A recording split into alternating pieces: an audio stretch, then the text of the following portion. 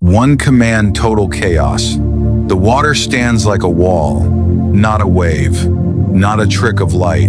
A towering silence of water held in place by an unseen hand, while the ground beneath it lies exposed, dark, trembling, alive. Israel stands frozen at the edge of the impossible. Behind them, the sound is growing louder.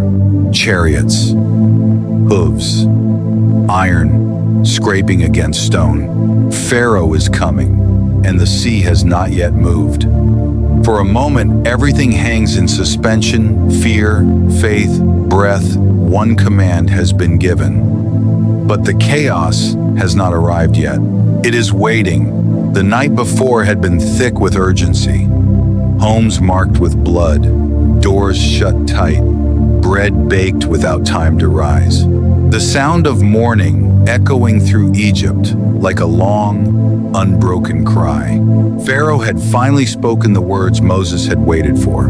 Go, not permission, expulsion. The people moved quickly, not daring to believe the command would last.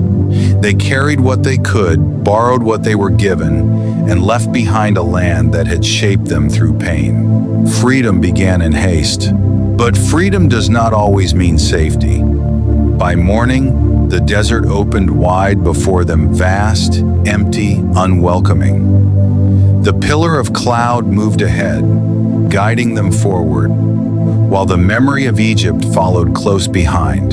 Then the command came again, turn back, not away from danger, but toward it. Moses listened. The people did not understand. They marched until the sea blocked their path. Water in front, Egypt behind, silence pressed in. If you're already inside this tension, caught between what God has said and what you can see, pause here. Like the video, share it with someone walking through uncertainty, and subscribe to Bible Story Vault for more cinematic journeys through Scripture. The command had been clear, but the outcome was not. Panic spreads faster than fire. Voices rise, accusations spill out. Fear reshapes memory. Was it because there were no graves in Egypt that you brought us out here to die? They had followed, they had trusted, and now the path ends in water. Moses stands apart, watching the horizon darken with dust. The chaos has arrived. Pharaoh's heart, once broken by plagues, has hardened again. His chariots advance, confident, relentless.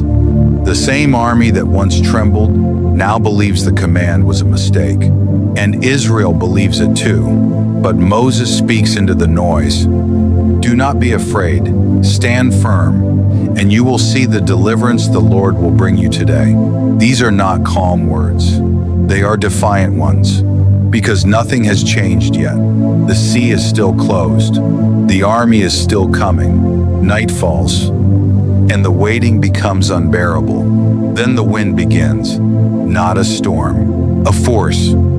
It howls across the water, pushing, pressing, reshaping the surface. The pillar moves, no longer guiding, but guarding, standing between Israel and Egypt like a living wall of fire.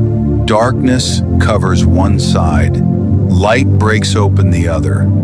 The sea begins to obey. Water pulls back, not gently, but violently, retreating under command. The seabed is revealed, glistening, raw, unprepared for human feet. Chaos does not always mean destruction. Sometimes it means reordering. The path opens, and the people step into the impossible. They walk between walls of water. Every step feels unreal. The sound of the sea looms overhead, heavy with threat. Children cling to parents. Elders move carefully. Animals panic. Breath catches. No one runs. They walk. Because faith here looks like obedience in the middle of fear. The wind does not stop. It holds the walls in place. The command is still active. By dawn, Israel reaches the far shore. They turn, and what they see is terrifying. Egypt has followed. Chariots race into the sea, wheels cutting deep into the ground God has just cleared. Confidence turns to confusion. The army slows. The chaos shifts direction. Pharaoh realizes too late.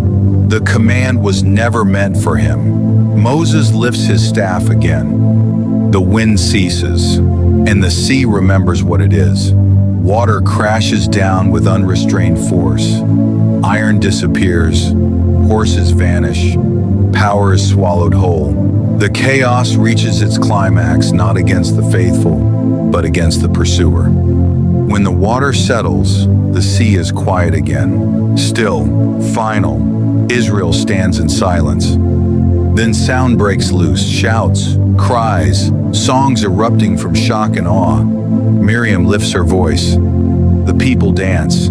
The fear that once trapped them releases all at once. They are free, but freedom has a cost. The desert does not celebrate. It stretches endlessly ahead, dry, unforgiving, unchanged by miracles. The sea behind them is closed. Egypt is gone. And suddenly, there is nothing to lean on. 3 days pass. Water runs out. Hope thins. When they finally find water, it is bitter. The chaos returns, this time quieter, sharper. Complaints rise again. The command that once split the sea now feels distant. Memory shifts again. Slavery begins to look safer than uncertainty. Moses cries out. God responds not with thunder, but with instruction. A piece of wood thrown into the water. Bitterness turns sweet. Chaos yields again. This pattern repeats.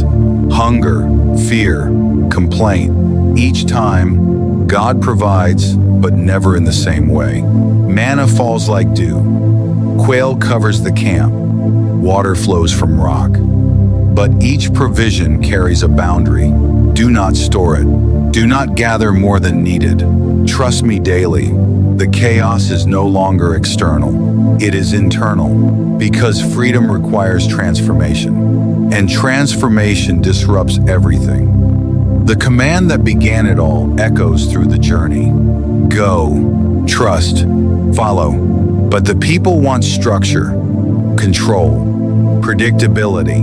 When Moses ascends the mountain and does not return quickly, silence fills the camp and silence terrifies them. They create noise, a golden calf, a god they can see. Chaos erupts again not because God commanded it, but because they could not wait. The command had freed them, but patience had not yet formed them. Years pass like this, between promise and fulfillment, between obedience and rebellion, between faith and fear, and still God stays. The cloud moves, the fire burns, the covenant holds. Eventually, a new generation stands at the edge of another boundary. Not water this time, a land. The command returns familiar, unsettling. Go in. The chaos does too. Giants, walls, battles. But something has changed. They remember. They step forward.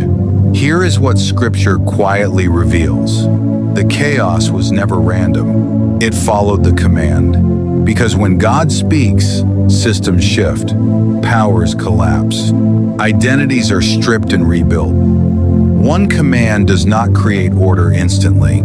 It creates transition, and transition feels like chaos. The sea did not part to make life easy. It parted to make freedom possible. And freedom requires unlearning everything captivity taught. The story does not end with a command. It continues with daily obedience, with trust formed slowly, with faith refined under pressure. And Scripture does not rush this truth. It lets us feel the tension. Because many of us are standing where Israel once stood, between what was and what will be, with water ahead, noise behind, and a command already given. The chaos may not mean you misheard God. It may mean you heard Him clearly. Because when God speaks, the world rearranges itself. And not everything survives the change. The sea closed, the desert remained, the promise endured. And the people learned to walk forward not because the path was safe, but because it was opened.